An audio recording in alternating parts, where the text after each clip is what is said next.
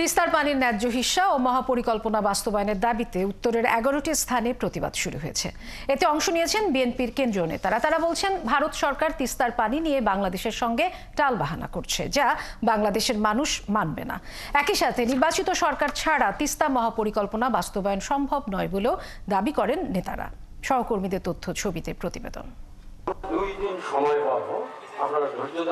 তিস্তা নদীর রক্ষা আন্দোলনের ৪৮ ঘন্টা অবস্থান কর্মসূচিতে রংপুরের গঙ্গাচড়া বাজার মঞ্চে দুপুরের আগে উপস্থিত হন বিএনপির স্থায়ী কমিটির সদস্য ইকবাল হাসান মাহমুদ টুকু এবং গণসংহতি আন্দোলনের প্রধান সমন্বয়ক জোনায়েদ সাকি।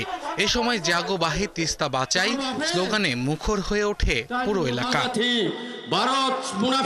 বক্তব্যে জোনায়েদ সাকি বলেন, আন্তর্জাতিক আইন অনুযায়ী অববাহিকার উপর যতগুলো দেশ রয়েছে সবাই সেই নদীর পানি সমানভাবে পাওয়ার কথা, কিন্তু ভারত সরকার সেই আইন লঙ্ঘন করে পানি একতরফা ব্যবহার করছে।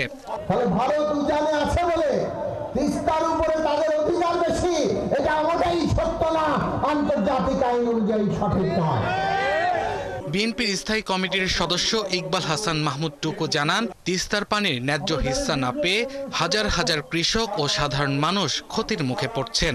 তাদের দাবি আদায় করতেই উত্তরের মানুষ টানা ৪৮ ঘন্টা অবস্থান কর্মসূচি পালন করছেন। একদিকে রাস্তায় ছিল মৌলভাসানী, আর একদিকে সরকারে ছিল শহীদ প্রেসিডেন্ট জিয়া রহমান। ভারতকে বাধ্য করেছিল ৪৫,০০০ কিউসেক পানি দেওয়ার জন্য।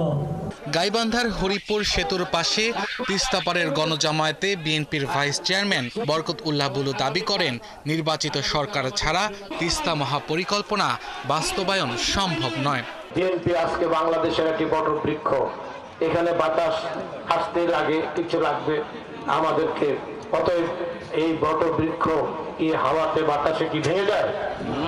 অতএব বিএনপি টিকে থাকবে, বিএনপি আগামী দিনে রাষ্ট্রীয় ক্ষমতা যাবে।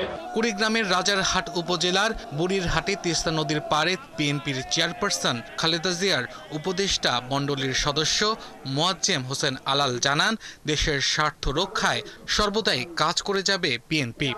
অসংখ্য ড্যাম সেখানে তৈরি করা হয়েছে, পশ্চিমবঙ্গ সরকার এটা আমাদের সহায় করছে, আর দিল্লির কেন্দ্রীয় সরকারের কথা কি বলবো।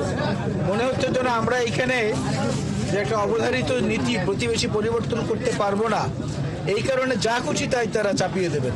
৪৮ ঘন্টার অবস্থান কর্মসূচিতে লালমনিরহাট, রংপুর, নীলফামারী, গাইবান্ধা ও কুড়িগ্রাম জেলার 11টি পয়েন্টে করা হয়েছে মঞ্চ ও থাকার ব্যবস্থা।